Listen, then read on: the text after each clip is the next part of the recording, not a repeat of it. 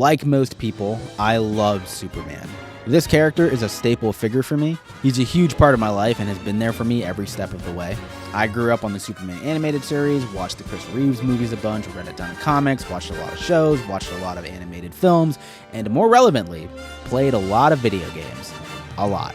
The new Superman movie marks the start of a new era in DC media. I watched the movie a couple of days ago and I absolutely adored it. I am so happy I got to see the day where the Superman is boring sentiment officially died. It drove me up the wall for so long because so many people said that constantly and it's never been true. But I had to wait for the tides to shift and they finally have. To put it in perspective, my mom hates superhero movies. Anytime I watch one with her, she complains about how unrealistic and childish they are and then calls me a virgin and begs me to get married. And she liked the new Superman movie. That's how you know how pivotal and important this moment for this character is. And I wanted to celebrate this joyous occasion by combining two of some of my most favorite things in life, Superman and video games. So I played a ton of Superman games and games with Superman in them, and I wanted to talk about the interesting and somewhat incomplete video game history of our boy in blue. Seeing how he's been represented in video games, as well as how things have changed over time. Almost like a Superman legacy, if you will. Wink, wink. So, let's start with Superman 1979. This is the very first Superman game, and it's a very simple game.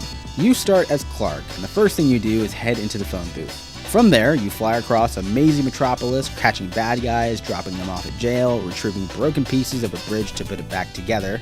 All so that Superman can go back to the phone booth, transform back into Clark, walk across the bridge he made only for himself it seems, and meet Lois Lane at the Daily Planet.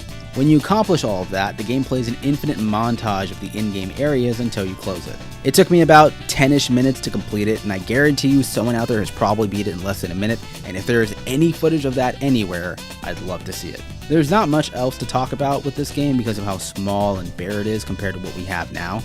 The next Superman game would come out 6 years later, and that is Superman the Game, or Superman 85 as I call it, ended up being a two-player versus shoot-'em-up where one player could control Superman and the other controls Darkseid as the two duke it out in the streets of Metropolis or the underground. And rather than throwing punches at one another, they are just fine shooting lasers and trying to land sick-ass trick shots since there are deflectors that can be activated and pivoted by either player. And the cool thing is that the game encourages you to reflect your beams from long distances since you do more damage that way. I took control of Superman, obviously, and Darkseid was whooping me booty initially, I won't lie. But once I got the hang of it, he was done for. I mean, he was done for. No hope for survival, just destined to be destroyed. Especially in the underground section where I stun-locked him for eternities at a time and straight up melted him to paste. I definitely would have had more fun if I had someone to play with, but I thought this game was neat for what it was. Up next is Superman 87 for the NES. This is by all accounts the first Superman game to incorporate a legitimate narrative with story triggers and dialogue and whatnot. It's a pretty basic story where you fight off Lex Luthor and a bunch of Kryptonian crime gangs. Granted, the dialogue is very cheeky and straightforward, but still, there is a narrative. If you couldn't tell already, it's a side-scrolling NES adventure game. I mean, look at NES Superman. Look at the way he runs. Ugh, so cute. You go to certain places in the city and beat off bad guys. I mean, beat up bad guys. Jesus, I am so sorry. I have been reading too many Archie comics recently. Since it's an NES game, there's not much depth to anything, especially combat, which is easily the most frustrating part of the game. You're going to hear me say this a good bit for other Superman titles in the 20th century, but combat is so annoying. First off, enemies are walking hitboxes. Touch them and they hurt you, meaning you have to space yourself perfectly to make sure you don't get hit. That's simple enough for melee enemies, but there are projectile enemies who fire really fast bullets that you have to jump over.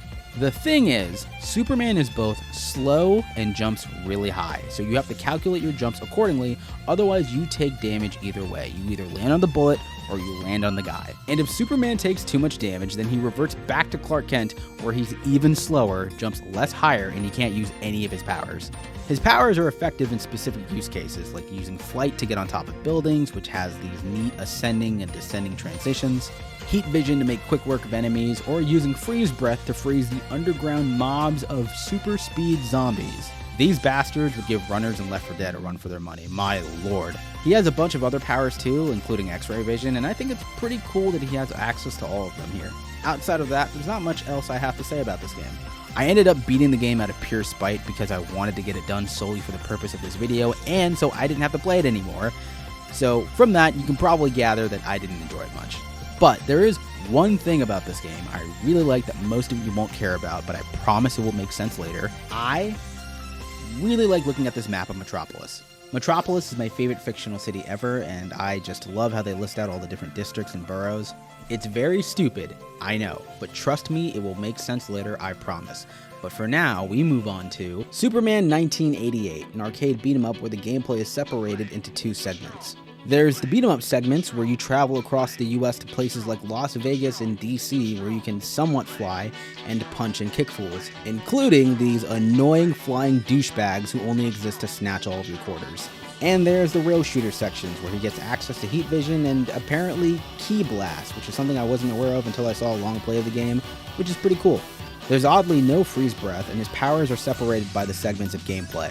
Having heat vision in the beat-em-up segments would have been a godsend, I tell you what. There is one truly abominable thing that's in this game, and it's the fact that the Washington, D.C. level seemingly transitions from the White House lawn to Mount Rushmore. I live in the DMV area. There is not a single Mount Rushmore in sight. What were they thinking? I mean, that's just not geographically accurate. Come on now. But for real though, for what this game is, I thought it was pretty charming. It has some nice and colorful sprite work, especially during the end credits with the beautiful sunset color palette, some pretty cool presentation, and an 8-bit rendition of the Superman theme that blasts in your ear almost the entire time. And honestly, I love that theme too much to ever get bored of it, so it's a plus for me. Moving on to Superman the Man of Steel 1989, which is kind of like 3 different games in one, which I assume was impressive at the time. I was born in 97, so please forgive my ignorance. Anyways, it has 3D flying shooter sections like Space Harrier, side-scrolling sections, and vertical shooting sections. Now, I only have footage for the first 2 levels because the emulator I was playing it on was being really difficult for some reason. It took me forever to figure out how to bypass the turn disc screen to play the rest of the levels, so I stopped recording until I figured it out. I finally figured it out, played the rest of the game, but I forgot to hit record again. I just didn't notice until I started editing this video, so I am borrowing footage. It's a really hard game to lose in. Compared to many Superman games in this century, it is a very generous game. You have to actively try to lose. And even though each section of the game offers a different perspective, you're still shooting lasers at parademons, asteroids, and robots throughout. And in between each level are these newspaper panel story scenes, one of which contains one of the creepiest stills of Superman I have ever seen. Because of how easy the game ended up being and how even in a very short game it dragged out levels somehow, I wasn't into it much. It has some cool presentation quirks, but that's the only thing I really took away from it. One of my least favorites of the bunch for sure, but the next game is probably my favorite arcade-era Superman game, and that is Superman 1992. This is the most brutally difficult Superman game out of them all. The story is pretty straightforward. Someone has been abducting children, and naturally that progresses into fighting aliens and robots, just like you would in real life. And you'd think that in a Superman game, he'd use all of his might and abilities to overcome the obstacles that await him. Nope, not at all. First off, he does not have access to any of his powers natively. He can't fly outside of the rail shooter sections, he has no heat vision outside of the rail shooter sections, no freeze breath, the 2 powers he gets are power-ups based, and those 2 power-ups are Super Punch and Tornado Spin. He is wicked slow, his attacks are super stubby, everyone is yet again a walking hitbox. The responsiveness of the controls is so poor at times where I had to mash like crazy for Superman to start running, and I had to wait a full second for crouching to register so I could do crouch jabs. There are so many sections where enemies litter the entire screen with projectiles, like the train section, where drones, bots, and even giant spiders for some reason carpet bomb each train car, on top of Mixius Pitalik dropping bombs through the windows, creating these massive walls that you quite literally can't get through without losing a bunch of health or straight up dying. There are so many situations where you are just stuck between a rock and a hard place. Yet, despite all those proponents of immense frustration that I mentioned that would drive any sane person mad, I can't lie when I say I like this game a lot.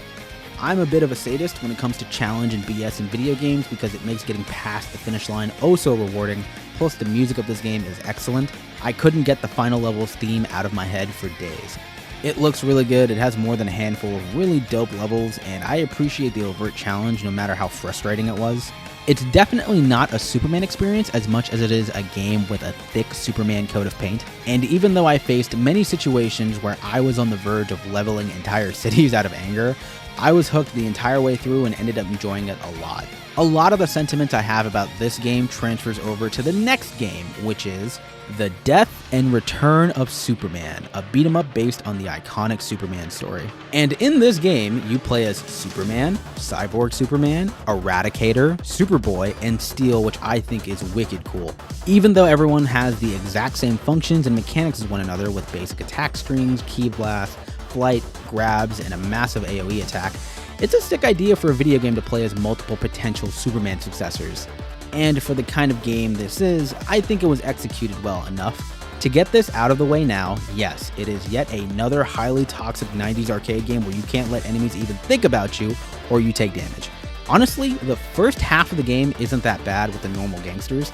They're annoying, yeah, but they're easy to handle. It's the goddamn robots in the final levels of the game that get you, especially these stupid warbots who can scorpion spear you whenever and however they want. And it's not just that, it's the fact that you have to fight them and fight flyers and long-ranged enemies at the same time on really condensed battlegrounds. There's not a ton to the combat in terms of depth or possibilities, so there's not any super sick combos or sequences you can orchestrate. And yet again, another Superman game without freeze breath. Absolutely crazy. I do greatly appreciate that you can at least fly, because compared to the previous Superman arcade games, you're at least able to take a minute to breathe and calculate your next method of attack mid-flight, dictate the pace like you were calling timeout. Granted, that's only if you kill the flying enemies already, and they're really annoying. Once you find a rhythm of who to stun for how long so you can kill something else before the thing you stun gets back up, you're probably going to be sticking to that, and that applies to every character. It sounds like a recipe for monotony, but what I can say is that when it works, it can feel pretty satisfying. I had so much fun doing seismic backbreakers as Eradicator and throwing enemies into walls and watching the background behind them break as they come back down to the floor, and even give you surprise health or power bonuses, which was cool as hell. And how could I possibly forget the instant air dive kicks, which proved to be an absolute necessity against the bosses. You may have heard me say when it works, and that is because this game is jank as hell. Enemies will automatically get knocked down when they're hit 4 times in a set amount of time, and you can't touch them until they get back up, which leads to a lot of cumulative standing and waiting around to hit them while other stuff is attacking you. You can be standing next to an enemy on equal footing and your attacks will whiff unless you move a millimeter up or down.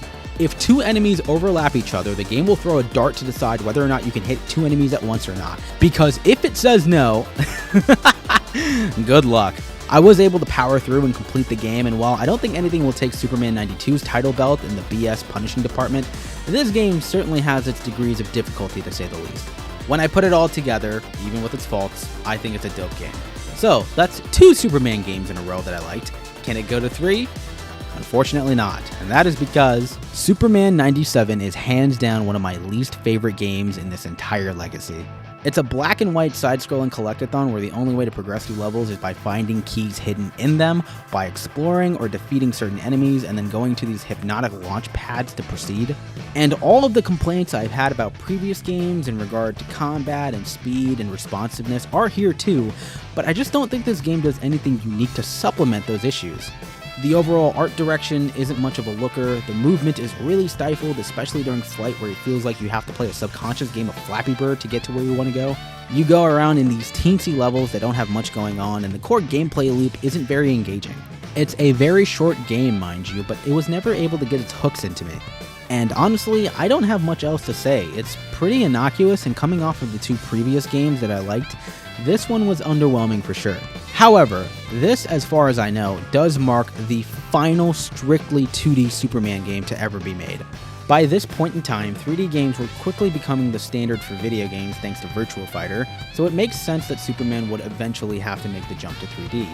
And that jump forever lives in infamy, and I think most of you already know why. I am, of course, talking about Superman 64, which is considered by many people to be the worst game ever made.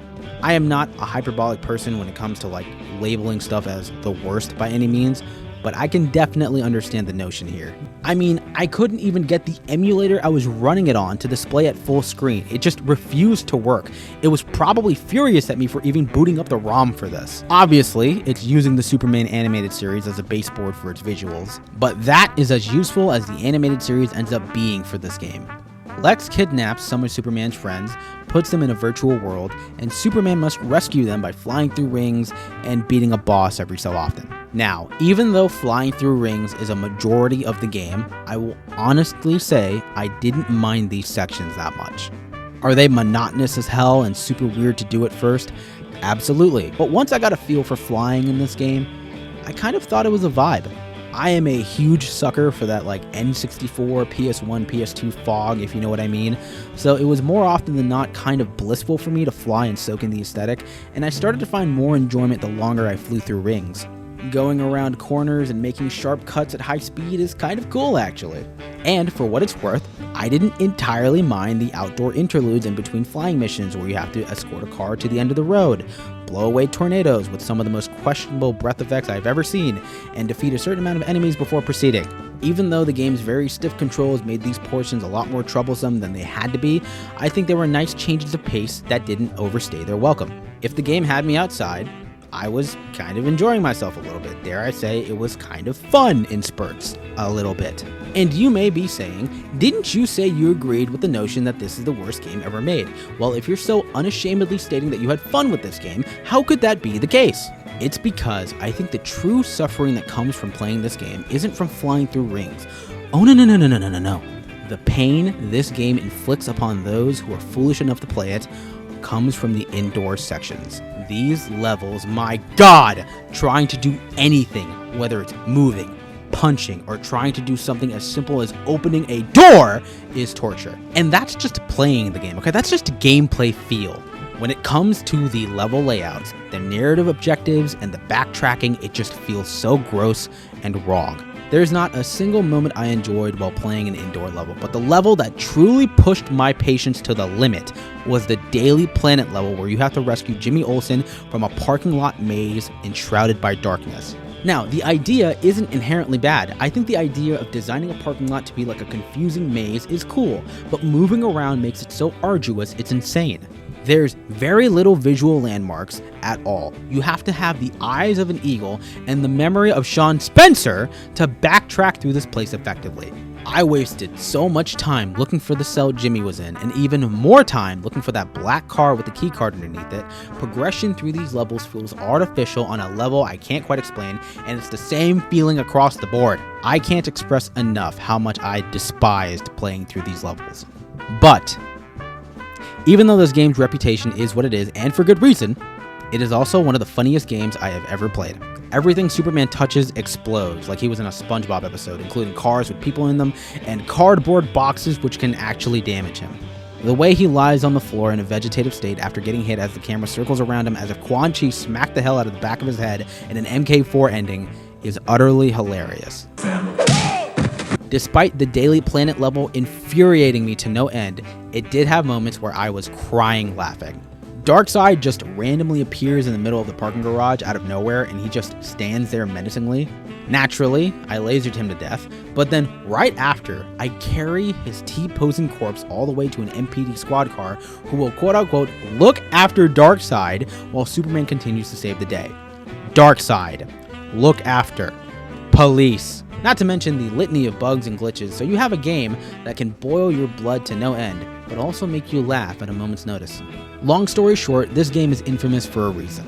But thankfully, this is the only game of its kind for Superman, because what came after this, in my opinion, is the best Superman game ever made, and that is Superman Shadow of Apokolips. This game came out in 2002, and I played it a ton as a kid. I loved the Superman animated series growing up, and although the last two games are clearly based on the show, this game is the one that feels like it was a love letter to it. The cel-shaded visuals still hold up to this day. It's super colorful, the models look great, each environment has its own visual identity that still blends everything together well, and the way they were able to translate Bruce Timm's style to 3D is amazing. It's something I honestly didn't give the game enough credit for when I was younger. Batman Vengeance was very clearly attempting to do the same thing with the Batman animated series, but if you compare the two together, I think it goes to Shadow of Apokolips hands down. I also adore the game's presentation, from the lettering to the episodic loading screens in between chapters. It's so damn good, man. It's so damn good. Coming off of flying a lot in Superman 64, where although I said it was kind of a vibe, flying in that game was very demanding. It's something you had to pay attention to because of the rings, but in Shadow of Apokolips, it's so soothing and feels so natural. I hadn't played the game in forever prior to doing this legacy, so when I first hopped off that skyscraper in the opening level in Metropolis and just started to move around, this is genuinely how I felt in that moment. I was instantly reminded that as a kid, I loved flying around Metropolis so much that I used to quit the level right before the timer forces you to save people and just replay that 2 minutes of freedom over and over again as that mesmerizing Metropolis music played in the background, soaking in all the scenery and watching Superman's cape flow in the wind, as this was the only time you got to fly around the city throughout the entire game, felt so liberating. There's no free roam option in the PS2 version, so make the most of what you can, am I right? Since Shadow of Apokolips has the glorious benefit of having a camera stick, controlling Superman is very smooth. There's no fighting the camera or controls to get to where you want to go. He can do tricks like barrel rolling and loop-de-loops, and you can spend a bit of his meter to turn into a speeding bullet. Almost every level gives Superman ample space to fly around, so it rarely ever feels like you are in a space that's too cramped for him to be effective. And this leads to a pretty healthy amount of level variety, rescuing people from the dam, infiltrating this lab as Clark in a mini stealth level, managing the chaos at Stryker's Island, where you can literally punch prisoners back into their cells, and my favorite being the underground reactor level, where you have to grab coolant and weave through all the fire with it to prevent the reactor from blowing up. The combat's okay. Most people are just going to use their powers to make quick work of enemies, since punching people takes way longer than just melting them with heat vision or just ramming into them with the floor slam or the speeding bullet. No freeze breath yet again, by the way, but he does have power breath, which is definitely more useful than it had me initially believe. The caveat of using his abilities, though, is that they drain his meter, so if you're an idiot like me, you're going to be spending a lot of time just waiting for it to slowly refill before doing anything else. There's some other rough spots when it comes to combat, like not being able to cycle through lock-ons, which proves to be quite an issue during Livewire's boss fight, where you have to destroy the locks on the ceiling. Also, trying to pick up stuff while you're flying is weird, since he has to adjust himself to be in the perfect position to pick something up, and it almost never works in midair. But it is worth the time and effort to pick up giant metal pipes and swing them like baseball bats. That's pretty fun. On top of that, the boss fights are pretty enjoyable for the most part. Livewire's fight, where you have to push her into the water in different ways, is cool. Parasite's fight is a clone fight with him having Superman's moves, and he regens health pretty quickly, so you gotta constantly apply pressure to get the job done. Metallo's two phases were kind of underwhelming. I wish to utilize Kryptonite more effectively. It wasn't so Sentry, but it was fun to swing a giant metal pipe at him and watch him go flying, so there's that. From head to toe, for me, this game is the most cohesive and fulfilling Superman video game experience to date. Coming back to this made me feel like a kid again, and you better believe I spent a lot of time flying around Metropolis once more. The story of the game isn't really its strong suit, and it ends on a bit of an odd cliffhanger, since it's a game called Shadow of Apokolips, and there is barely anything about Apokolips in this game. Darkseid doesn't even show up in any capacity, and I assume that is because there was supposed to be a follow-up game to this, but it just never happened. Well, that's not entirely true. There was a follow-up game to this, but it wasn't a sequel. It was actually a prequel called Superman Countdown to Apokolips. This is an isometric action game for the Game Boy Advance, and it's kind of a mixed bag if you ask me. The game's sense of speed is really cool, as Superman can sprint and fly through the diagonal streets of Metropolis as he beats off bad guys. Beats up bad guys, I mean. Damn it, Archie! What have you done to me? That's basically the whole gist of the game. A majority of it is spent going to citizens crying for help. You defeat the bad guys around them and move on to the next one with an occasional boss fight here or there. The combat is kind of cumbersome, since lining up attacks is awkward with how the camera's perspective is framed. Trying to punch people grew to be too demanding of a task, since I had to move and position myself like I was on a chessboard to do any meaningful damage. So I resorted to using heat vision and freeze breath, which he has in the prequel, but not in the mainline title. Curious. But yeah, I used those two things exclusively until I made the very early discovery that Superman had a busted shoulder check move where he could one-shot almost everything in the game, almost like he was A-Train. And speaking of A-Train, the train level is where it was most effective, since he could clear entire train cars of enemies in one fell swoop. It was a glorious feeling. I ended up using this move exclusively for a bit, and there's a fair bit of footage of me whiffing the move, realigning myself to hit my target and whiffing again. I'm not a believer in karma, but this game almost made me into one. Because the move I had been abusing the whole time was done to me out of nowhere. Superman is just standing there, protecting this monument as Calabac comes out of nowhere and decks him to the next continent. I found this moment to be so damn funny it felt like inadvertent payback. As a prequel to Shadow of Apokolips, it's pretty lacking, it's pretty short, and it doesn't really progress anything in any meaningful or interesting way, nor does it do much to tie itself back to Shadow of Apokolips. But I was able to find some fun in this game, mostly because of the shoulder check. It was fun in spurts, and there's some cool fundamentals on display here. I took a little bit of a chronological detour talking about this game because it came out in 2003, but there was another Superman game in 2002 besides Shadow of Apokolips, and that was Man of Steel.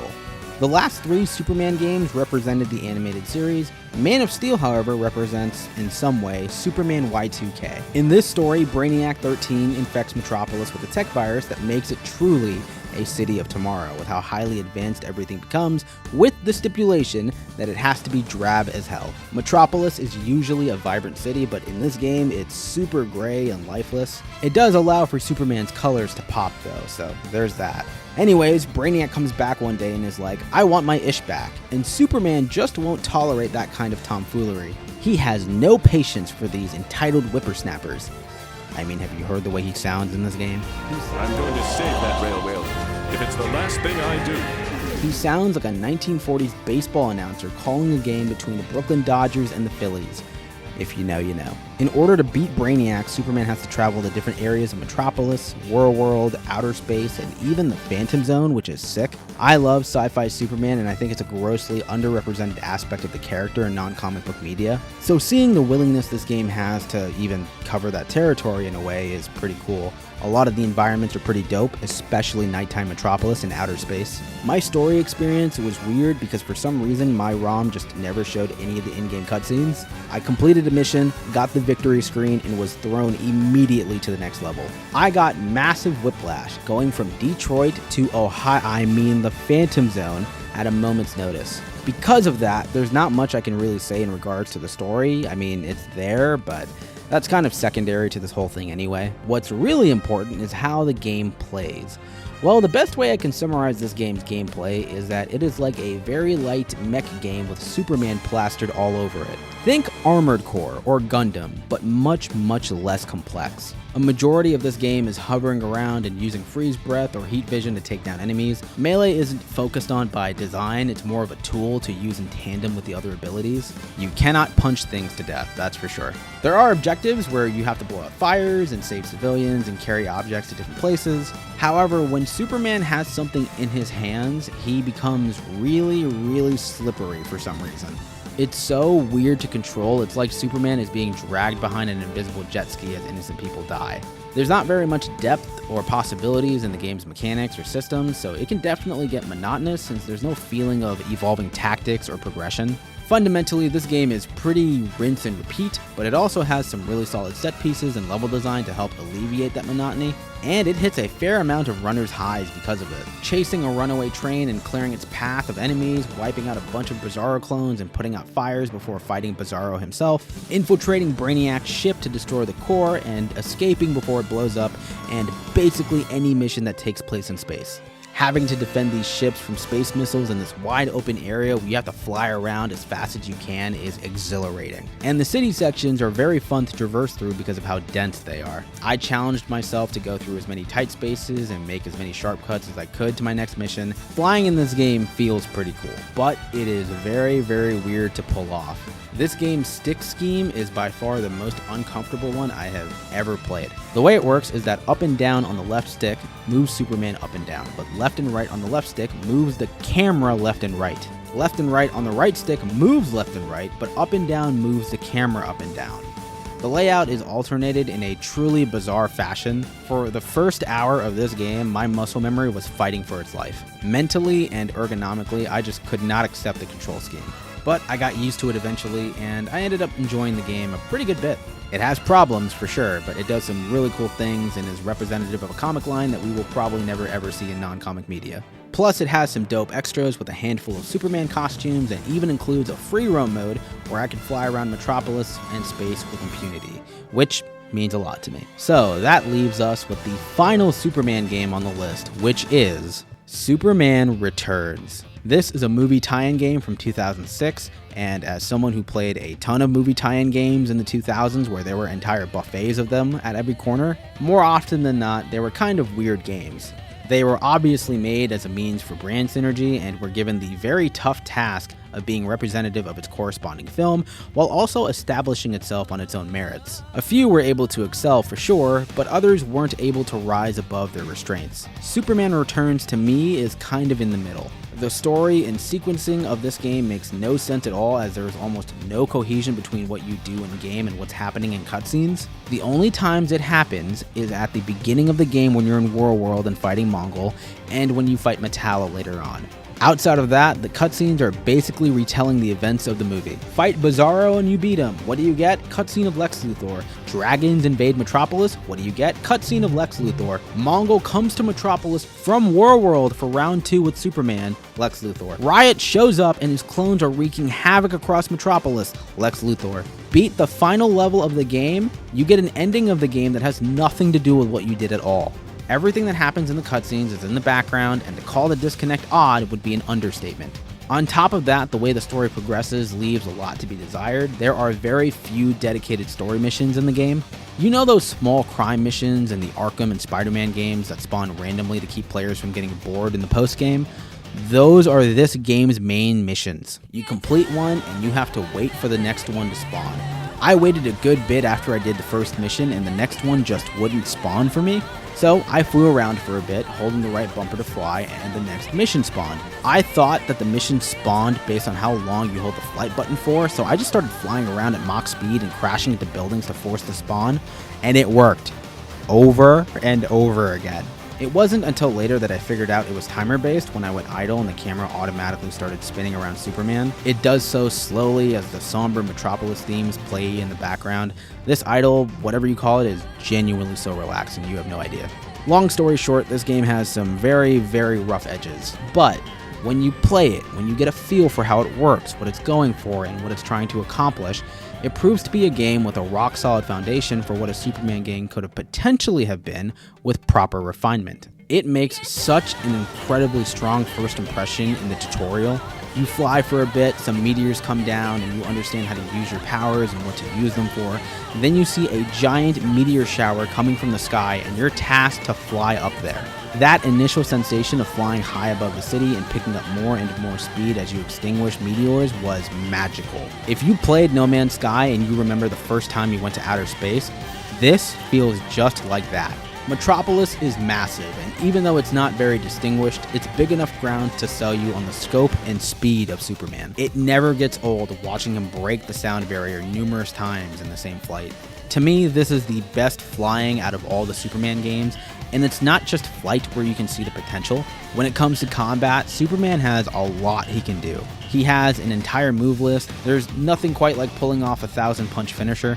He can freely switch between air and ground. There's a decent amount of enemy variety to try combos on, like the brutes, robots, and clones, each of which require somewhat different methods to defeat. Some of my favorite encounters in the game were the robot cycles that went around super fast, so you had to go full speed through mazes of buildings to catch these guys. One of the more controversial gameplay elements of this game is that Metropolis has a health bar, and back then I thought it was pretty silly, but now I kind of see the vision. I think it's a pretty interesting gameplay narrative idea to characterize Superman. He does have a health/stamina bar himself, but it's not game over if it depletes, he just gets winded for a bit. His duty is to protect Metropolis, and if it suffers too much damage, then he views that as a failure, and I think that's pretty dope. It can make a few of the missions when enemies are scattered across districts and destroying the city at alarming rates quite tense. The sense of urgency to be everywhere at once goes up dramatically, and it feels awesome. And in case you get bored of protecting people, there's also these Mixiospitalik challenges where you can take the form of Bizarro and destroy everything in sight. All the explosions and damage you can cause in a split second is also a cool way to inversely show you Superman's capabilities and how much restraint he shows every single second. At its core, in terms of pure fundamentals and mechanics, I think this is one of the strongest Superman games. It's not the overall best, that still goes to Shadow of Apokolips if you ask me, but it's an amazing foundational game, kind of like Sonic Frontiers in a way, if you know what I mean. A game with a lot to be desired, but also a lot of promise. And I strongly believe that if Superman Returns got a sequel, it would have benefited greatly with refinements and additional elements, but it never did. And as of recording, this is the last Superman game to have ever come out since 2006. Man.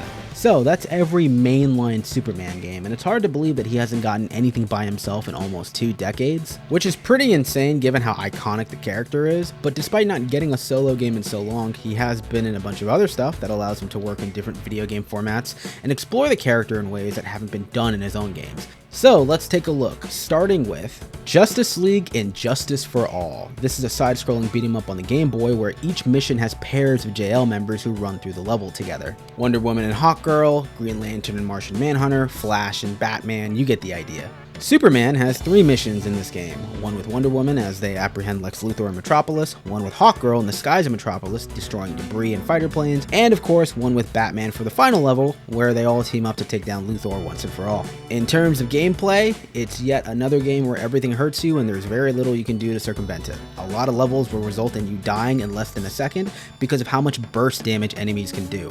There's not a whole lot of mechanics or character specifics that differentiate the cast in any way. Everyone hits the same and can get melted all the same. As a result, Superman isn't special in this game in any way. He doesn't excel at anything or contribute in his own way, and it feels super duper tame.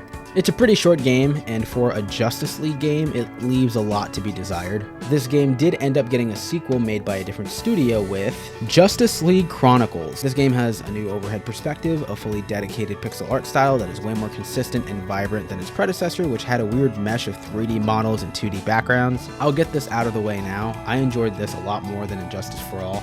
The sprite work isn't the greatest, but it feels significantly better to play. The 3D sections are neat, combat has more crunch, and I love how colorful it is. I said that Injustice for All was short, but Chronicles is even shorter. There are 3 missions total, each of which has a unique pairing of JL members. Flash and Green Lantern take on Killer Frost together, Batman and Hawkgirl go up against Grodd, who has been making clones of the League to smear their name, and Superman and Wonder Woman go back in time to World War II to stop Vandal Savage from helping the Axis powers. He does get his own 3D level of lasering down airships while flying, and he has by far the strongest ability in the game, which is heat vision. It does a lot of damage really fast, and it's pretty much a go-to move. He does have freeze breath in this game, thankfully, but like, why would you even use it? He's only in the game for one very short mission, and heat vision makes playing Diana kind of pointless, but to each their own. Eventually, the two apprehend Vandal Savage, and it ends right then and there. Nothing else really, I'm not joking. So, that's 2 Justice League games. How about a third? Justice League Heroes was one of many superhero beat-em-ups when it came out, surrounded by stuff like Batman Rise of Sin Tzu, X-Men Legends 1 and 2, and even coming out the same year as Marvel Ultimate Alliance. I think superheroes and beat-em-ups are a match made in heaven. I love all those games, and replaying Justice League Heroes again was an absolute blast. It starts out pretty slow because it takes a decent bit to level up characters and abilities, but once you get past the first third of the game and start making everyone OP, it is so much fun to wreck hordes of enemies in the blink of an eye, especially since the enemies in this game are relentless bastards who do a lot of damage. I forgot how challenging this game was and that you get messed up in the early levels. Anyways, this game has the same duo structure as the previous games where specific missions have specific pairings, and some missions even let you pick what pairings you want. Some of the strongest characters in the game, if you ask me, are Flash with his insane whirlwind move, Zatanna since she's the game's only healer, trust me, she's a lifesaver, Wonder Woman with excellent range and damage, and of course, Superman. His kit is mostly what you expect it to be. Heat vision and freeze breath are fantastic crowd control moves. He has a super punch move that's basically a chargeable Shoryuken, and a Man of Steel defensive skill that he can activate to reduce damage. But the real star of the show is the flying punch, because when this thing is leveled up, it one-shots everything. He charges to a spot so fast that he breaks the sound barrier and destroys everything around him. It made the spaceship level with Wonder Woman, which is one of the hardest levels in the game if you ask me, since so many things shoot at you simultaneously, a cakewalk. He is a very well-equipped character who can deal with anything the game throws at you, and I damn sure made the most of it. So, gameplay aside, this game has actual cinematics and voice dialogue, things the previous Justice League games didn't have, and we get an opportunity to actually see what Superman's character is like. For most of it, he's pretty conventional. We must go here, we must stop this before this happens to this, for justice. But later in the game, Darkseid ends up capturing Superman and turns Earth into Apokolips. After the League frees Superman, he is beyond pissed. Not that I blame him for feeling that way, but he just refuses to listen to the League's pleas to calm down and think of a plan. Good. Then I can handle the rest myself. Clark, wait. What's he thinking? He's not thinking. Darkseid embarrassed him. He's going to try to fight him alone. Slow down, Clark. Talk to me. We're way past talking. I'm the only one who can break through his defenses. I'm going to knock.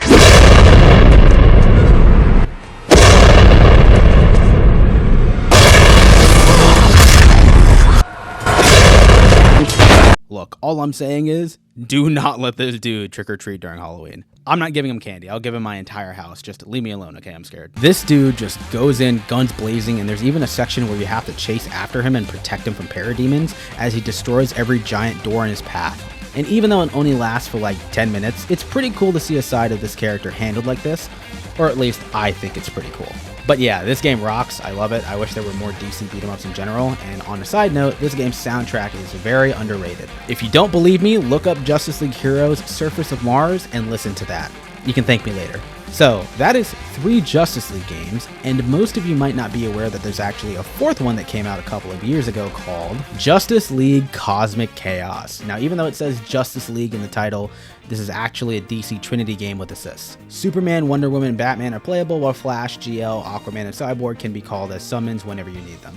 It's kind of like an ARPG where you go into numerous dungeons and kill hundreds upon hundreds of fish spawn enemies. You can swap between the 3 characters at any time, all of whom have their own unique abilities. You can equip items to buff stats or give different properties. Naturally, Superman is the strongest of the 3 since his heat vision moves are powerful as hell. The basic laser is pretty strong, but the other one has a massive cone spread and it wipes out waves of enemies effortlessly. The combat is pretty simplistic, but it's quite satisfying in a lot of ways. Swapping characters in between combos to do follow-ups and special chains is so much fun. They all traverse in different ways across the map too. Batman can launch himself sky high and glide, Wonder Woman can swing around with her lasso like she's Spider-Man, and you already know what Superman does.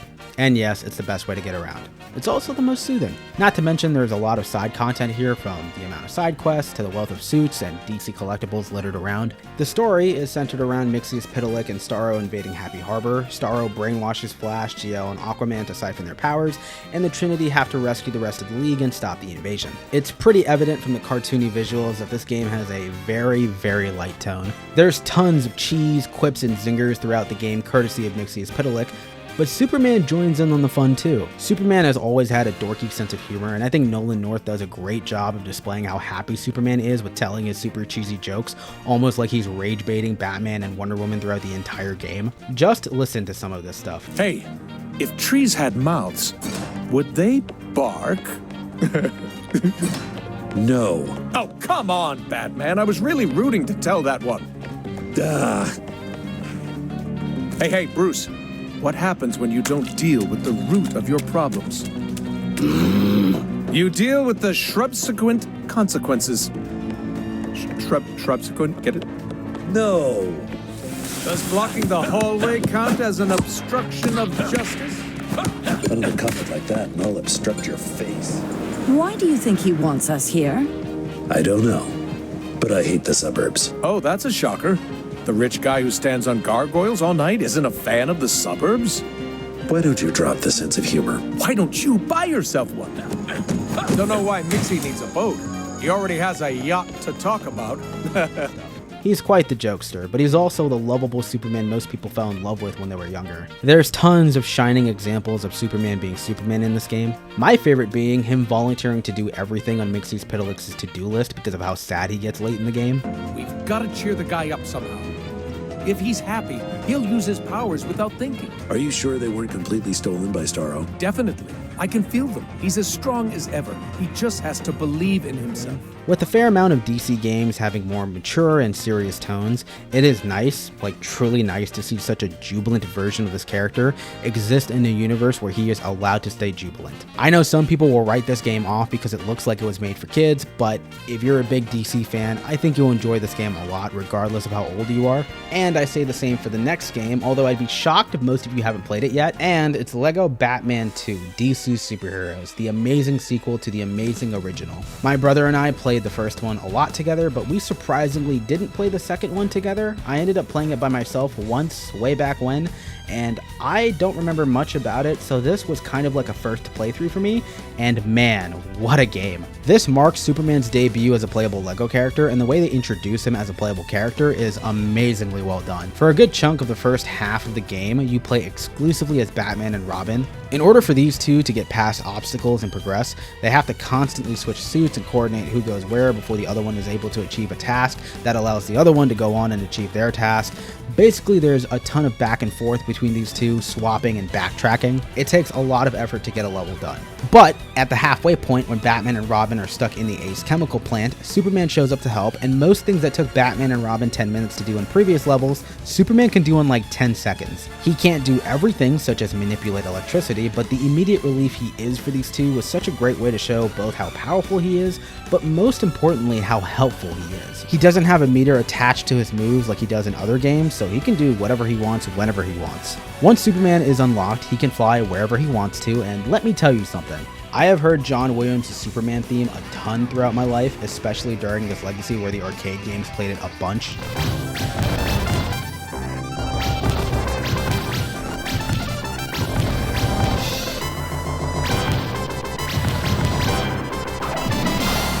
But in this game, the first time I took flight as Superman and that theme started playing, I got goosebumps, and I also got very oddly emotional for some reason. Even though he's flying in gloomy Gotham and Metropolis isn't a playable area in this game, that theme kicking in the way it does, it's perfect. It just hits, you know?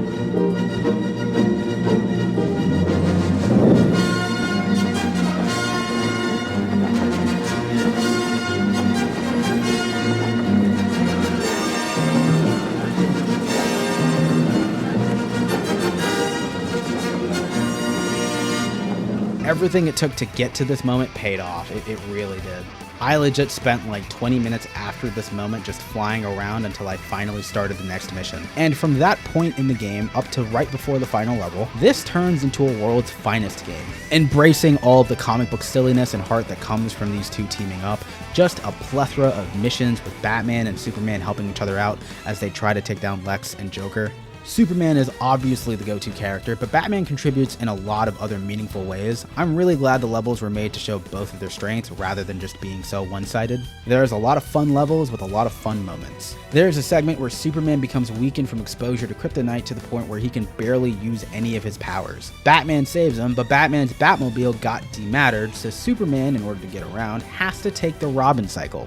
And there's even the trademark moment of Bruce and Clark switching costumes to fake out villains. Even though it's LEGO Batman 2, it's beyond amazing that they put so much effort into representing Superman the way they do. Just having that theme play whenever he flies around goes such a long way. There's so much cool stuff here. I absolutely adored my time with this, and again, Superman in this game is so freaking cool. Shout out to Travis Willingham for being an awesome Superman. There are 2 more LEGO games with Superman in them, with the following game being LEGO Batman 3 Beyond Gotham. Going from 2 to 3, the jump in quality and set pieces is nuts to think about. I still can't get over how sick the satellite mission is, where it fully rotates and you can just speed across it as the Flash. There's a handful of levels like that in this game. Quick disclosure, this game on PC is really buggy, and when I got to a certain portion of the game, I couldn't advance no matter what. It just kept crashing and I couldn't get any footage past the halfway mark of the game, so I am borrowing footage, which works out for me because for this video where I am highlighting Superman in video games, he is barely in this game. He is playable in only 2 levels in this game, both of which are in the first half that I was able to fully record.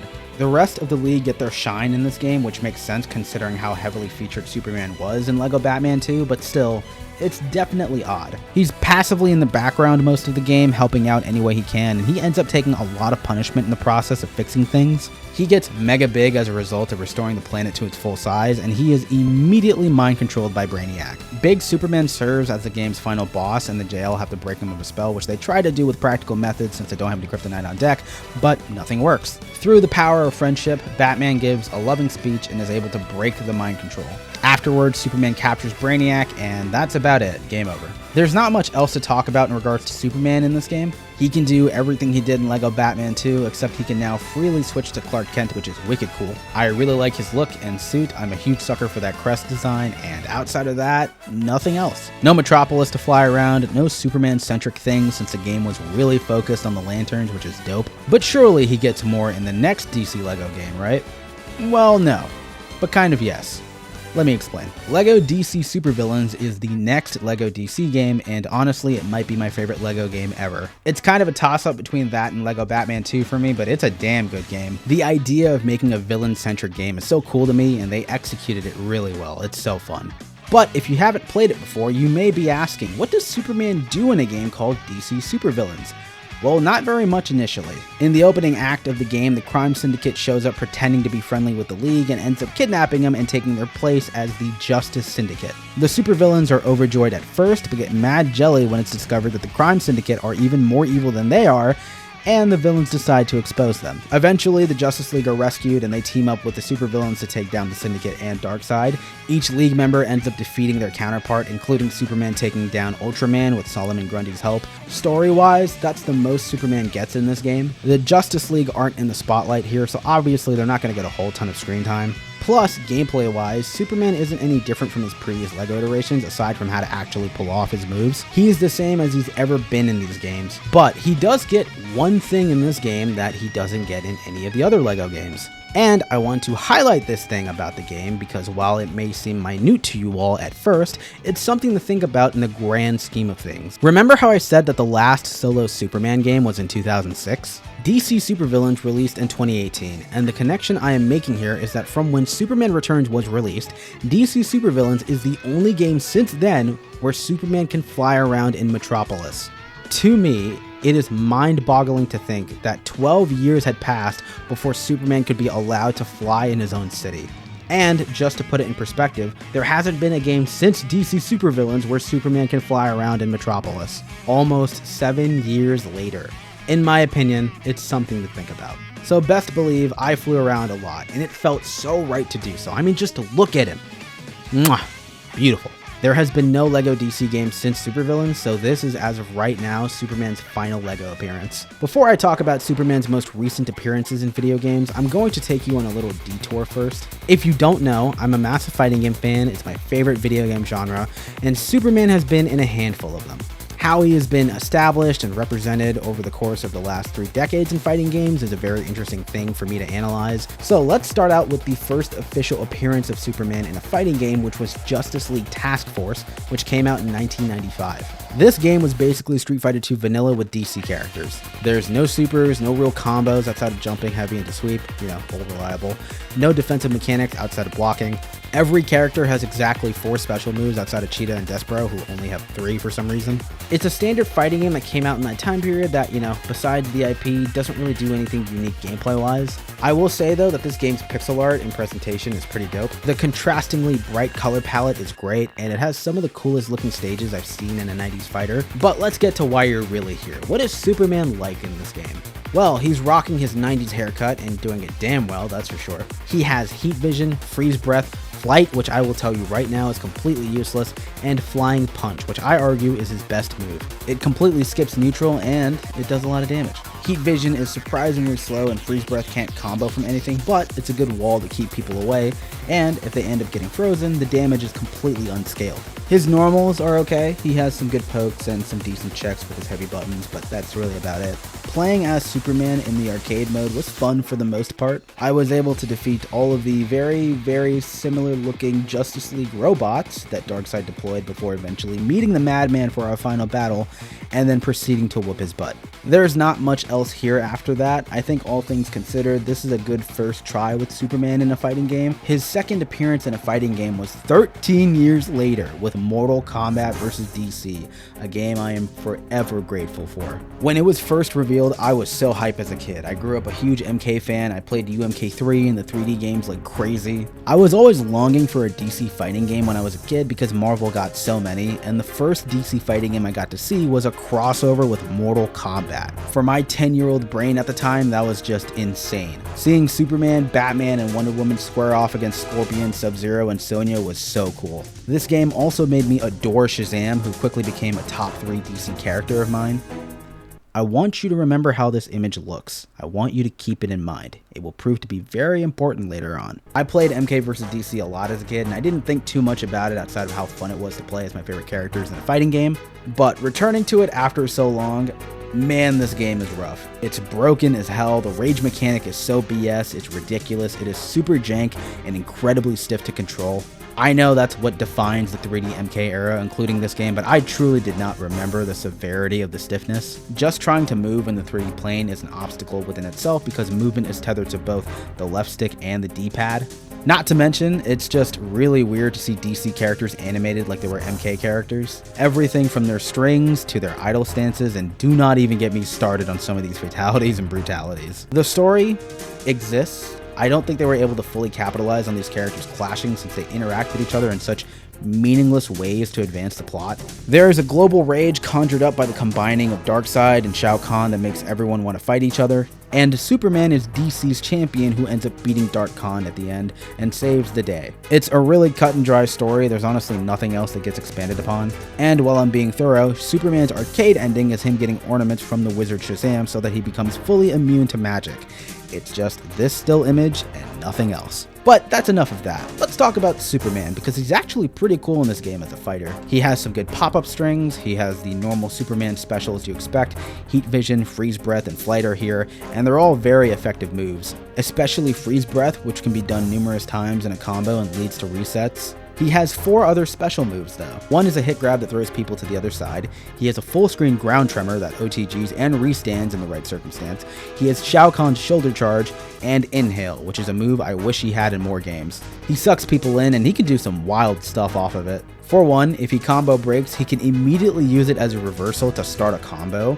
He punishes you for hitting him. That is so unfair, yet so freaking cool. And thanks to the pro move system, which is basically special canceling specials into something else, he gets some wicked cool combos and resets. There's so many cool combo videos with him. He's really sick in this game, all things considered. And I might as well show off his brutalities while I'm at it. He is definitely killing people with these, make no mistake. Especially this one. I mean, this is just overkill. Sheesh, bro. So that's Superman and MK vs. DC, and thankfully it didn't take another 13 years to play as him in a fighting game again, because if it did, it certainly would have been an injustice. You can dislike the video now if you haven't already. I'm sure most of you know that Superman in this universe is a murderous psycho after he was drugged by the Joker, and ended up killing a pregnant Lois Lane under the illusion that she was Doomsday, which then triggered a nuke that killed 8 million people in Metropolis. Look. Made you look, bitch. Not for real though. To be fair to him, that is such a minuscule amount of time to process those tragedies. I mean, killing the love of your life and your unborn child only for the city you call home to be nuked not even a minute after, I would have killed Joker in a much worse way. Now, becoming a dictator, nah, that's too far. So of course, afterwards, all goes swimmingly. Throughout the story, Superman is a cold, cold man. He rules with an iron fist, intimidating former heroes and villains to fall in line, and those who oppose are killed, including Green Arrow and Lex Luthor. And certainly no one else in the story, surely not one of my favorite characters. Oh, you gotta be kidding me. He's just a wee lad, Superman. Why you gotta be so mean? Well, that's one down. Surely nothing will happen to Diana later down the road, right? Right? This version of Superman is one most people don't jive with, and that's understandable. Although he does deliver the hardest line in the game. Okay, I don't care what any of you say, this line goes hard. Crime took my family too, Clark. You weren't the gun! But luckily, Injustice 1 is a multiverse story. The Superman we all know and love is brought into the fold as the final force to end evil Superman's tyranny once and for all. And the first thing he does when he arrives in this universe is so wholesome. You see, Black Adam is fighting with Superman, and he gets rattled a bit after Superman knocks him back to the street. Black Adam then decides to yank moving cars out of the street to hurl them at Superman. And you know what's in moving cars? People. And you know what Superman does? Superman saves people.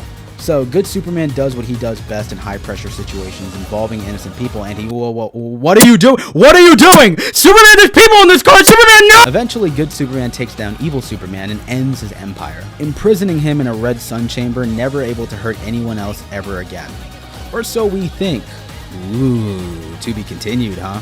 Superman in this universe is definitely a menace, but he is an absolute demon as a fighter. He is a very, very strong character. Heat Vision is a full screen laser that takes precise timing and space to jump, which is very hard to do. Heat Zap is wicked fast. Freeze Breath can both push people back to full screen and be enhanced to start combos. He has an instant air dive bomb that can cross up people in the corner. He has a low scoop that's a meterless combo starter that he can use in strings to mix people up. He has a flying punch that's a great combo ender and wake up reversal. An air grab that can be canceled into Heat Vision for more damage. His character power buffs his damage that he can cancel into at any time. His specials are strong, and he has one of my favorite supers in the game as he punches you into space and punches you right back down. Superman has a bunch of strings and buttons, but the only one you need to know about is forward 2, perhaps the best button in the entire series. It's a super fast mid, it has great range, it's a whiff punishing machine, it's a combo starter, and if it gets blocked, he can cancel into his character power to apply more pressure or go for a throw. He has the tools to compete with anyone in the game, something many other characters wish they had.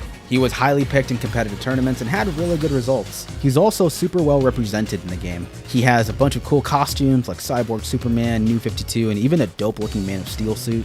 There's 4 other Superman characters on the roster, the 4 being Doomsday, Lex Luthor, Lobo, and Zod, which is really nice. The Fortress of Solitude stage is so cool in this game. It has a bunch of sci-fi artifacts like Clark's pod that he came to Earth in, the Phantom Zone, and this lab full of extraterrestrial fauna. Metropolis is my favorite stage in the game since it has 3 stages packed into one, with the streets, the rooftop across the Daily Planet, and the museum that's packed with a ton of DC stuff. Despite how broken and busted this game is, I love this game to death. Thank goodness we live in a timeline where this game got a sequel, because if it didn't, that would have been an Injustice 2. Seriously, why haven't you hit the dislike button yet? Injustice 2 was a massive sequel in a lot of ways. The visual change between the two games is insane, and they made it a ton more colorful, giving Superman a pretty cool default suit. I liked his suits in the first game, but those colors didn't really pop, and if you make Superman's colors pop in anything, I will always give you extra credit for that. The game launched with a lot of characters, it had a very ambitious gear system where everyone got a sizable amount of customization options, added a lot more defensive mechanics, and got rollback netcode. And yet with all those additions, I wasn't into this game as I was initially. I already have a video detailing why, so if you're interested in hearing my thoughts, I'll put the link in the description. I want to talk about Superman in this game. Since Injustice 2's story doesn't have any multiverse elements, it's focused on the existing universe with characters who have gone to the good side and characters who have turned heel. We get a game where evil Superman gets the spotlight all to himself, and I don't think it's that interesting this time around. Because everyone bands together to stop Brainiac, a lot of the animosity between the regime and insurgency is just smothered until the end. Superman makes some callous and cold remarks here and there, and he's still quite an egomaniac who has no remorse for his actions, don't get me wrong, but none of that really manifests into anything until the final chapter. Superman's ending has him winning the struggle against Batman regarding what to do with Brainiac, and of course he goes from global dictator to intergalactic dictator. If Injustice 3 is a thing, I hope they continue the narrative with this ending, because it's a lot more interesting to go off of this than him being imprisoned yet again. Surely it'll work the second time. Yeah, I trust you, Bruce. That's not to say this Superman is devoid of anything interesting character-wise. I do think his dynamic with Kara finally coming to Earth and finding out that Kal is evil is the most potent one in the game. I also think this exchange with Bruce is a great way to highlight how quickly everything went wrong. Do you remember that night when you told me Lois was pregnant? You knew, even before I said anything.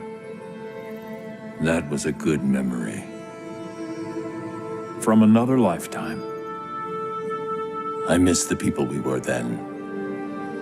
Me too. And, of course, he drops the hottest clash bar in the game with the Joker. You should smile more. I'm about to. You should smile more. I'm about to. 10 out of 10 line and delivery. Oh my god, it's so sinister. That's a speedrun analysis of Superman's character, but how is he as a fighter? Well, he's almost virtually unchanged from the first game. Injustice 2 was oddly selective with which returning characters got new tools and which ones didn't, which was exacerbated by the gear ability system that locked character moves behind RNG, and you couldn't even use these in competitive play. So a character's base kit was what you were going to get. In Superman's case, he got almost no beneficial changes. His low scoop from the first game now requires meter to extend combos with, and his back two got changed into a hit grab that he can either burn meter on for a side switch extension or finish a combo. His super is now a straight up Man of Steel suit. I prefer his Injustice 1 super, but this is cool. Everything else about him is pretty much the same. He's still a zoning monster, still has great damage, and he still has forward 2, which is still the best button in this series. He feels a little toned down, but he's still a strong character nonetheless. That's about it for Superman as a fighter, but of course, we have to talk about the other Superman-related things in this game. Starting with his gear, and I've mentioned this in a previous video, but I do not like the gear system in this game very much. I just do not like the overly armored aesthetic that this game has going for it. And yes, that applies to Superman as well. I just don't think any of this stuff looks good on him, although I will say the crests are really cool. He has the Brainiac crest from the ending, the Red Sun crest, the Classic crest, and most others outside of Kingdom Come and the Electric Blue one. Compared to Injustice 1, which had 5 Superman reps on the roster, Injustice 2 got 4 Superman reps with Superman himself, Supergirl, Darkseid, and Brainiac. Well, technically there's 5 Superman reps with Bizarro, but he's a premium skin. But he does get his own dialogue, and he has Ice Vision and Heat Breath, which is nice. In terms of stages, Metropolis and the Fortress return. I love how futuristic and shiny Metropolis looks in the background. It's so glossy and it has so much sheen, it's beautiful. The Fortress of Solitude now has statues of Jor and Lara, Superman's biological parents, and it is way bigger in size. But its overall personality from the first game is completely gone if you ask me. There are no artifacts or extraterrestrial fauna of any kind, just regime memorabilia and machinery. That's a big downgrade if you ask me. Injustice 2 came out in 2017, and there's yet to be another DC fighting game that has been released since then. Superman did appear in another fighting game, however, and even though it is no longer available to download, it's still worth talking about. And that is Multiversus, a platform fighter with some of the most iconic characters in media. Loads of DC characters, Samurai Jack, Powerpuff Girls, even LeBron James. But you already know who we're here for, so let's talk about him. First off, I love his look in this game. The cartoony art style is pretty refreshing, and it allows Superman to be a big, beefy boy. I mean, just look at his upper body. He also got a lot of really cool skins in this game. Ugly Sweater Superman, Summer Break Superman, Superman 1 Million, Anti-Life Superman, Solar Powered Superman, Black Lantern Superman, Trigon Possessed Superman, and of course, Clark Kent. It's a real damn shame that Fleischer Superman skin never came out. As a fighter, Superman's a bit of a menace because he is an edge-guarding powerhouse. He has 2 air specials that are effectively command grabs that he uses to terrorize people. His air side special has him fly, grab, and punch whoever he comes across. His air up special is a vertical snatch where he grabs people and can throw them left and right. In the beta, he could throw people up and down as well, but in the final release, it seems like these 2 directions were removed because he could kill people at like 0%. His freeze breath is stack-based and requires a lot of commitment to actually free someone. His heat vision is interesting because it's a ground pop-up move rather than a conventional laser. He has a meteor drop move that used to go way higher and do way more damage, but that got toned down dramatically. And his side special is a sniping punch where he zips to the point of attack and blasts people away, which is a tremendous edgeguard tool. And his normals are pretty good too. The only downside to Superman in my eyes is that his movement speed is surprisingly slow. Yeah, there's dashing and evades and dash cancels and stuff, but even then, it takes a lot of time for this guy to get moving. But he is wicked fun to play. He just punches everything in sight, and edge guarding with him feels so cheap. I don't know how he fares in 1v1, but in 2v2, the main game mode, he is a cleanup machine. Another thing I really like in this game are the interactions. It's a small touch, but it's such an important thing to have in a crossover fighter because it brings everything together. Stuff like Superman pepping up Wonder Woman for a fight. Okay, Wonder Woman, let's hit him hard and fast. Or the Powerpuff Girls fangirling out when Superman is their teammate. I've always wanted to be friends with Superman! Or just Iron Giant being in the same game as Superman. These 2 being in the same game together and the fact that they can be teammates is such a wholesome thing. I wish Multiversus had a longer life and a more competent publisher because it had so much to offer, but it is what it is. That's every fighting game Superman has been in up to now, which concludes our fighting game detour, and we can get to the second latest game Superman was in, and I have a lot to say about it. A lot. And that game is Suicide Squad Kill the Justice League. I already put a spoiler warning at the beginning of the video, but I'm doing it again here because I will be spoiling a bit of the Batman Arkham games. And if you haven't played them and don't want to be spoiled, just skip to Fortnite. This is Superman's official debut in the Arkhamverse. He was teased in a Metropolis poster on Arkham Knight in 2015, and 9 years later, we finally get to see the Man of Steel in this long-running universe. This is a very unique game in this legacy because it is the only one here where Superman isn't a playable character. For the entire time that he is on screen, he is an antagonist alongside Batman, Flash, and Green Lantern as they have been brainwashed by an invading Brainiac and have been killing and capturing the citizens of Metropolis. It's up to the Suicide Squad with the help of Argus, Lex Luthor, and a bunch of other squad mates to put down the Justice League before they do any more damage and to stop Brainiac's invasion. Compared to the other League members, Superman gets the least amount of screen time since he's in the game for like 15 minutes maybe, but in those 15 minutes he does a lot of damage, I tell you what. Waller orders a nuke to destroy Brainiac's ship after Flash and GL have been taken care of, and right before it makes impact, Superman catches it mid-flight, holding it completely still while the thrusters are still going. This is the first time we see Superman in this game. Wonder Woman, being the only League member not to be brainwashed, is trying her best to save the League without killing them, calls out to Superman, who looks at her, takes off with the nuke, detonates it in a different part of Metropolis, comes back, and starts a citywide fight with Wonder Woman. Wonder Woman does her best to pacify corrupted Superman and stands her ground for a while, but Superman eventually wears her down and has her primed for the killing blow. He's about to kill her before Boomerang throws a boomerang at him, distracting him, and Wonder Woman makes the heart-wrenching decision to thrust a shard of kryptonite in his chest, hugging him goodbye as she apologizes for something she didn't want to do. And that's it for Superman in this game. Yeah, nothing else. Surely he doesn't survive this because Brainiac altered him to make him extremely resistant to kryptonite, and surely he doesn't kill my other favorite hero. Okay, I've been restraining myself from saying the very, very bad words throughout this video, but I'm just gonna let it rip. What the fuck is your problem, dude? Why me? What did I do to you? All they were trying to do was help you, you son of a bitch rat bastard! Fuck you, Superman! You're a rascal, Superman! After that, Lex 2 figures out a way to counteract Superman's resistance to kryptonite, creating gold kryptonite from the blood of corrupted Batman. Then the squad lure out Superman in front of a statue, who ends up talking shit about Diana, fuck you, and against all impossible odds, Superman must die. As a boss, Superman's got his tools. He moves around really fast. Heat vision tracks and can melt you if you aren't moving fast enough. Ice breath creates clusters of crystals around the battlefield that explode and slow you down. He has a giant power breath wave that is super slow that you have to jump over. He zips out of the battlefield and comes back to swing helicopters, buses, and even brings in a giant missile to blow you up. And he has a giant meteor drop attack where he flies up really high and comes crashing down. I do think he's a fun boss to fight, but I also wish he was inherently harder. A lot of his attacks are really slow and easily telegraphed. I think he gives you too much time to react. It would be way cooler if he was constantly on your heels and put the fear of God in you by how quick you had to react to him. He's a pretty forgiving boss on normal, although when I was capturing footage, I forgot my Metropolis difficulty was set to the highest, and it took me like 20 minutes to kill him, and all it took was one hit from him for me to lose all my health. And it was actually pretty fun. It was like a war of attrition, if you will. But eventually, I was able to take him down. And it's a bittersweet moment. On one hand, he's my favorite superhero ever. And I don't want to kill Superman. I don't want to kill Superman. But on the other hand, it's too easy. It's too easy. Not for real, though. Yeah, how's it feel, motherfucker? It isn't so funny when you're the one getting wasted, huh, bitch? Fuck you! So that's the end of the line for Superman in this game. For now. So what is there to talk about here? What's left? A lot. Honestly, a lot. There's not a whole bunch of Superman things that are up front in this game, but there's so much in the back that characterizes him that I find really cool. Let's start with his design, because holy moly, I cannot get over how good he looks. To me, this is the best Superman has looked in anything ever. Ever. Almost everyone in this game looks phenomenal, but Superman is just on a whole other level. I love the texturing of his suit. It makes it look a bit more extraterrestrial than most of his other suits. I love the deep blue, the bright red, and that orangish yellow actually makes me salivate.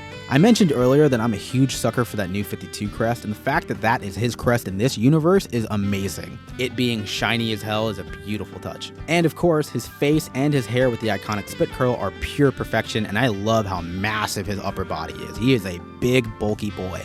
There are 2 Superman costumes in this game, both of which belong to King Shark.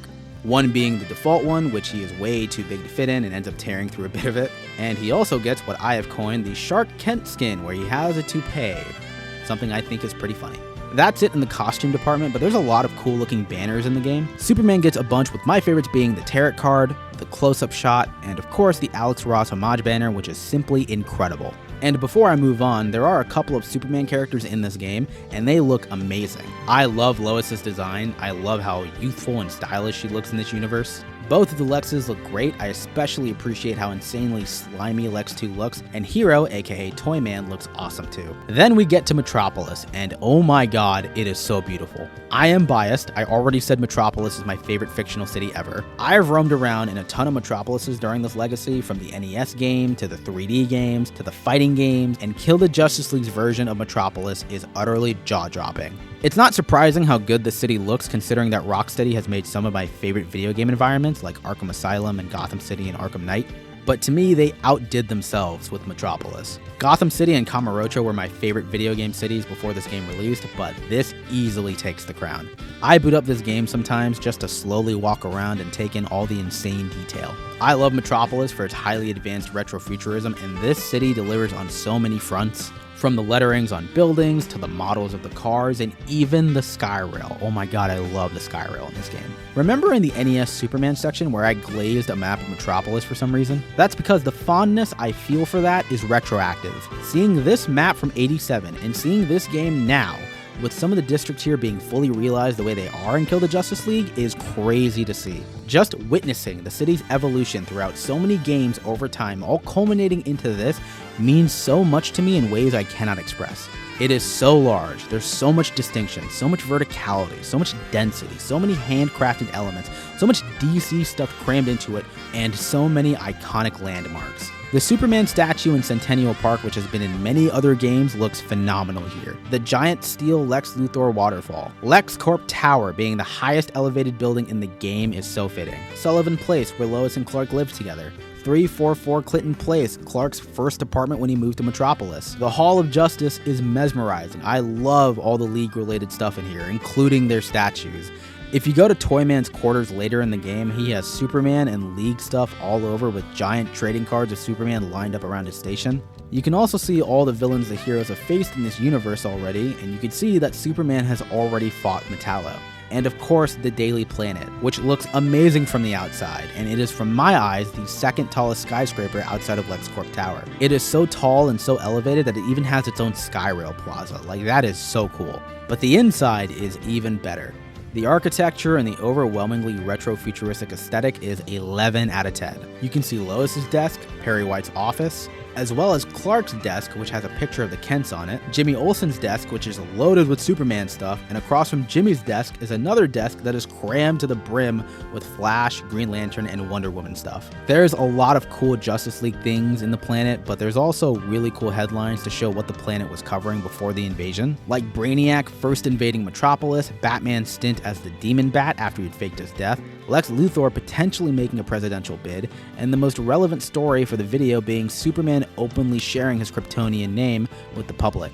There's a bunch of other small stuff too, like Stanhope College where Supergirl went to school, Zatanna being plastered all over the city with her being scheduled to perform, Star Labs is here, the Batman Museum with giant cutouts of Batman and Superman shaking hands, and the superhero themed block where there's the Batman mask, the Lantern Ring, the Flash bursting out of the Blaze Comics building, and a Wonder Woman themed building with a giant statue of her on top, and so much more. Not to mention, Superman is plastered all over the city, wherever you go, showing just how much he was loved and trusted, and also how betrayed people felt by him. There's so much love and effort that went into crafting Metropolis, I don't even want to know how much time and work it took. It is truly a stunning work of art.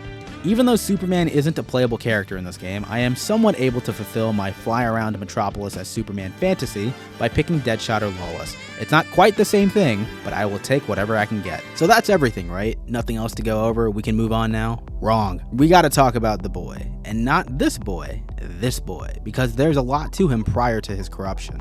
On the surface here, I know it looks like just another bad Superman scenario, but that's not the case at all. Plus, this is not the first time in this legacy where he got brainwashed by Brainiac to kill people. I'm just saying. Behind the curtain, Arkham Superman isn't inherently evil or brooding at all. He's actually a joyful, inspirational, and trusting figure who truly loves life. He founded the Justice League with the Flash as they fought Gorilla Grodd together. A founding member of the Justice League, the Scarlet Speedster called Metropolis his second home after starting his crime-fighting career in Central City. He would go on to national prominence after the Grodd incident, teaming up with Superman and saving dozens of lives in Central City. And in the Batman Museum, it's detailed that Batman came back to the light after faking his death thanks to Superman, and the League asked him to join shortly after, resulting in this iconic handshake. However, it's not explained how he ended up meeting John or Diana, and it would have been really cool if the game shed more light on that. As a character before his corruption, we only hear from his normal self a few times through the holograms in the Hall of Justice and the Codex, and he's so tender and gentle and even has his dorky sense of humor as well. Some really nice people raised me, even though I came from another world, even though I was different. I love this world, my friends, And yes, even Batman. You know, Pa used to say to me, don't ask for lighter burdens, ask for broader shoulders. Cute. And easy to say when you can carry an entire planet on your shoulders. Very funny. Look, you're a smart guy, Bruce. The smartest guy I know. But you've gotta let us help. Ah, you're right. I'll take a few hours off to sleep. Happy? Elated. Just do me one more favor. Take the cowl off first. Quick shout out to Nolan North because he is an amazing Superman. He nailed both the normal and evil versions to a T. With his very loving and overly trusting personality being expressed the way it is, his persistent belief that everyone and everything matters is used against him when Brainiac invades. Let's make a promise, everyone. We'll always try to help. Always give people a chance, no matter who they are or where they're from. The Skull ship shows up on Justice Day, it just hovers there for a long time, and it's a complete unknown as to what it's going to do. Superman's perspective is that he was an alien who came to Earth, so it's better to approach the situation more tenderly, since it could be a life form that isn't aware of what it's doing, or could be scared, or could be running from something. So, what are the odds that thing is friendly? Slim to none. We need a plan. Right. Bruce.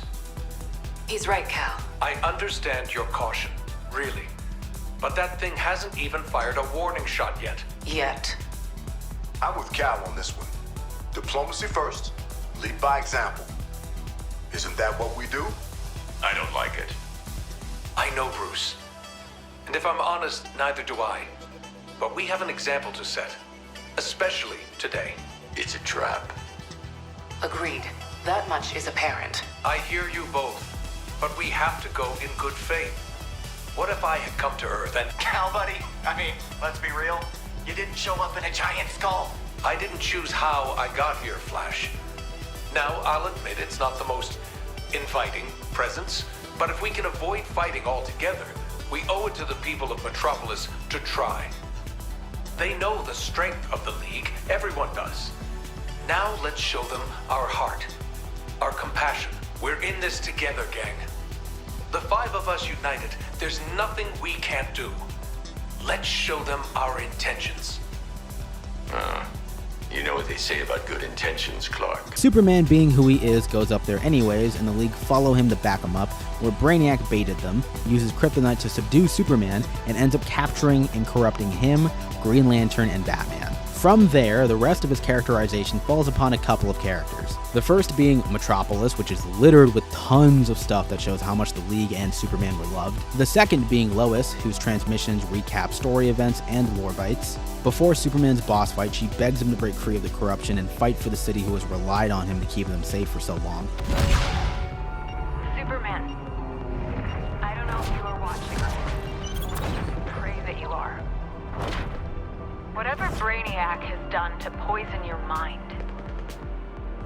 whatever he's done to make you turn against us, and whatever violent impulses spur these destructive acts, I would ask you to take a moment and to look inside yourself. This isn't you. Fight him. Fight the corruption.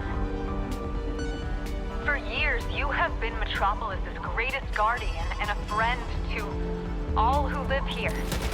You've protected us, supported us, inspired us, and helped us grow. You have been a beacon of bravery and strength, a role model for children and adults alike, and the most compassionate and empathetic man I have had the privilege to know.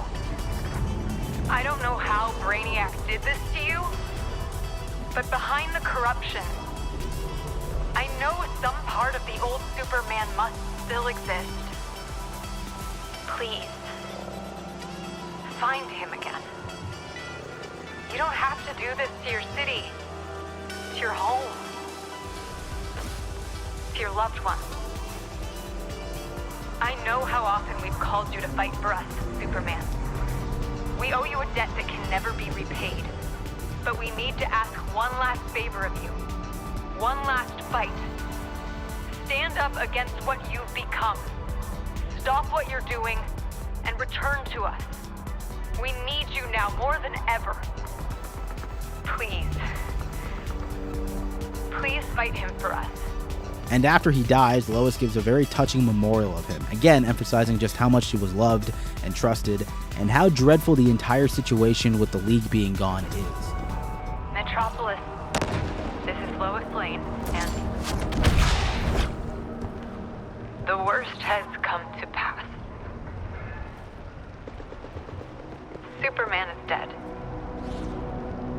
Once the guiding light of the Justice League, and a hero to the world, Superman's legacy was shattered by the events of the past few weeks, and the devastating violence done by all those who once swore to protect us.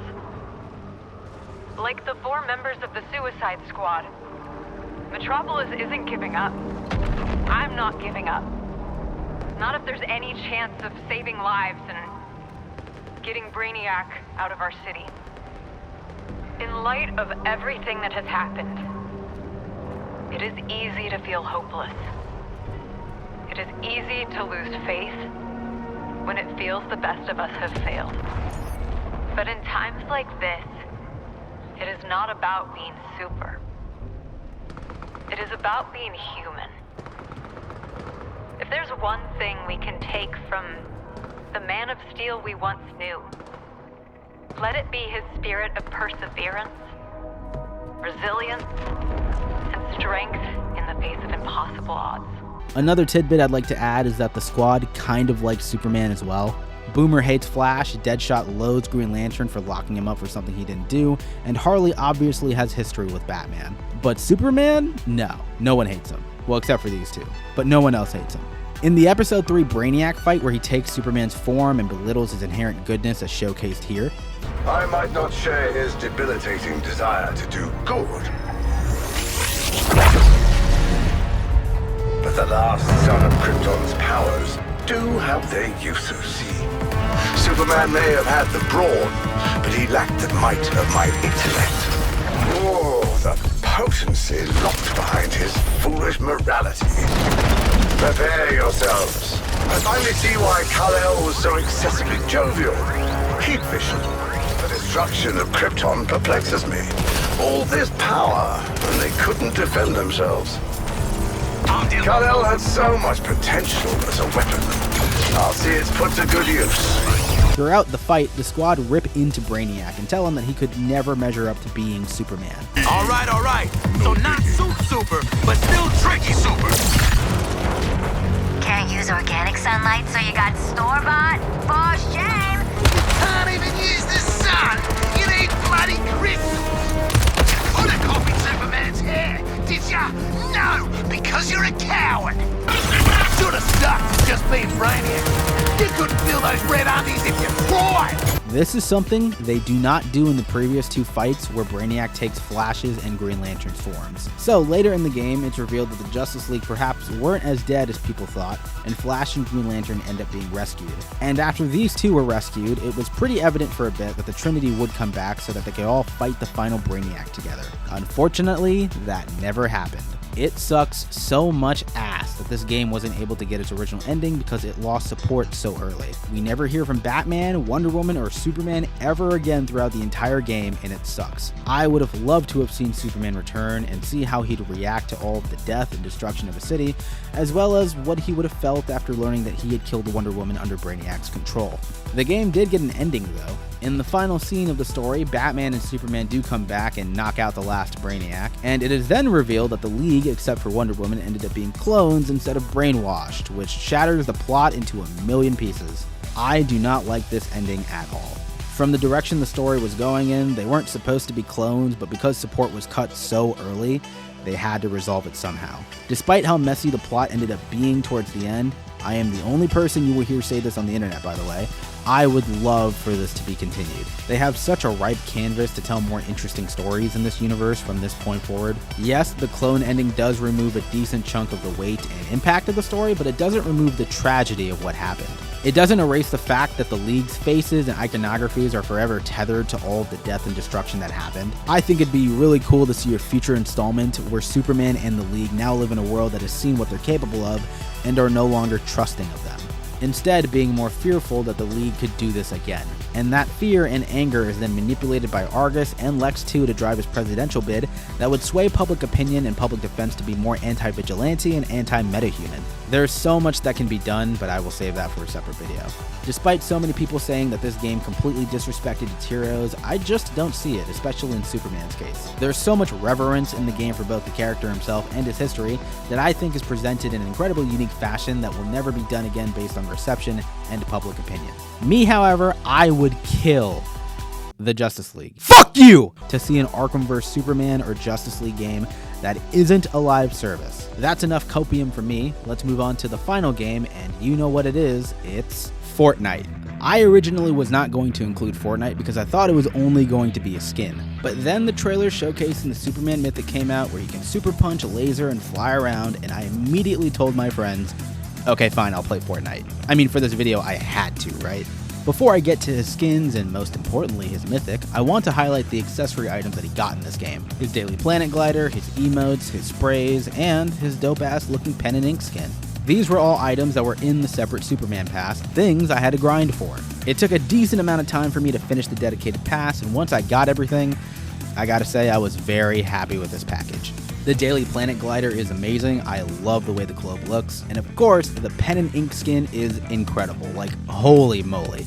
I love comic book cell shading with cross-hatching and other pen techniques, and above all else, I am so happy that they retained Superman's buffness because other characters like Omni-Man and Goku got their proportions slaughtered for some reason.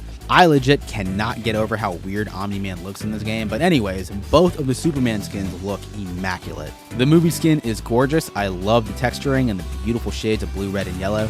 The hovering over Metropolis emote is amazing. I really wish this was included in the Superman pass instead of being in the shop, but nonetheless, I love it. That's all cosmetics, and it's all great, but the real reason I waited for this event for the sake of this video was because I was trying to get my hands on that Superman mythic, and my god, it was hard. Trying to get it solo was rough since it spawns in the middle of the map and everyone rapidly chases after it, but I was lucky enough for my friends to help me get the mythic once. Shout out to my boys, I love you both, and it was pretty cool. I had no idea how to control it initially, but the sensation of flight from the transformation itself was magical. The speed, the elevation, the serenity of floating, it was a thing of beauty. Heat Vision takes a bit to charge up, but it does a lot of damage, and Super Punch was weird to pull off at first, but it is so satisfying to do. Just watching him destroy anything he punches is so much fun. No freeze or power breath unfortunately, but regardless, playing with this mythic is so damn cool. Fighting it on the other hand is something else. I suck at Fortnite, so I was easy pickings, but my friends are more Fortnite savvy, and they were able to just move around and shoot at Superman hoping that he dies. It's just like Kill the Justice League, except with Batman, Leon Kennedy, and Superman himself. I ended up getting the mythic a couple of more times for the sake of footage, and it impresses me that Epic made a modern Superman game before Warner Brothers did. This event proves that there is demand for a Superman title and that it can be done. For the longest time, there's been this absurd notion that you can't make a compelling Superman game in the modern day, and I call BS on that. But before I forget, Crypto is in Fortnite too. He has a legendary trait that you can throw and he comes crashing down to Earth and leaves craters wherever he lands. And he looks so cute doing it. Look at him, he's so adorable. They also ended up adding the Fortress of Solitude from the movie like 4 days after it released, and it's pretty dope. From the outside, it looks great. It's massive, there's a bunch of icicles, it's blue as hell, and it even has the S on the door.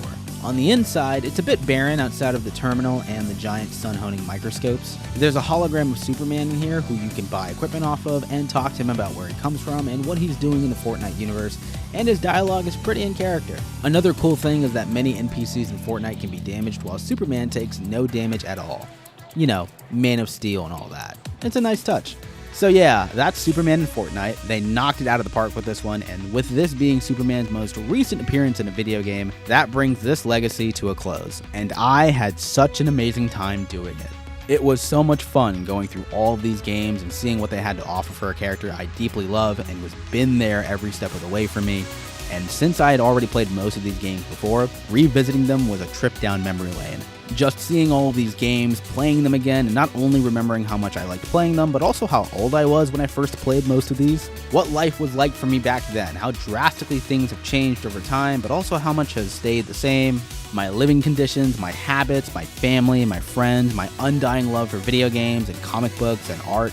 I spent a lot of time, and money, don't tell my mom, on this legacy. I bought a 360 so I could play Superman Returns, and tinkering around the menus, waiting forever for it to load, hearing all of those classic sounds again, and also seeing how insanely small storage sizes used to be, it took me way back. And I had such a great conversation with my brother about all the memories we created on these Red Ring of Death machines. This legacy was my way of honoring Superman, but it became much bigger than just that. It also turned out to be the longest old photo book session I ever had the pleasure of looking through, and with every photo with me as a child, a teenager, an adult, Superman was always there for me. And for that, I am truly grateful to Superman, but also truly grateful to everyone who played a part in bringing not only this character, but all of these games, even the ones I wasn't a big fan of, to life. Without you, I wouldn't have any of this, so thank you. I mean it. Now, there were some games I missed, like DC Universe Online, which I didn't have the time to play, I'm sorry. I would have loved to have talked about Superman Infinite Crisis, which was a DC MOBA akin to Dota and League of Legends, but that game has been offline for quite a while now with no way to play it. There's also the educational video games that came out in the 80s and 90s, as well as a Superman Returns puzzle game that was exclusive to the GBA, which I wasn't aware of until very recently. If there's any other games with Superman in them that I missed, please let me know. I'd love to hear about them. I, like most people, still wait for a proper Superman game in the modern age. And until that day comes, which I believe it will eventually, there's other games I rely upon to fill that void, like Undefeated, which is very, very inspired by Superman. And you might have guessed this one already based on my soundtrack choices, but Gravity Rush 2, a game I boot up just to soar and fall through the skies as if Cat was Superman. I'd love to hear your experiences with Superman in video games, or just whatever Superman related comes up in your mind. It doesn't have to be video games. Please leave your thoughts in the comments down below, share the video if you'd be so kind, leave a like, and thank you so much for watching.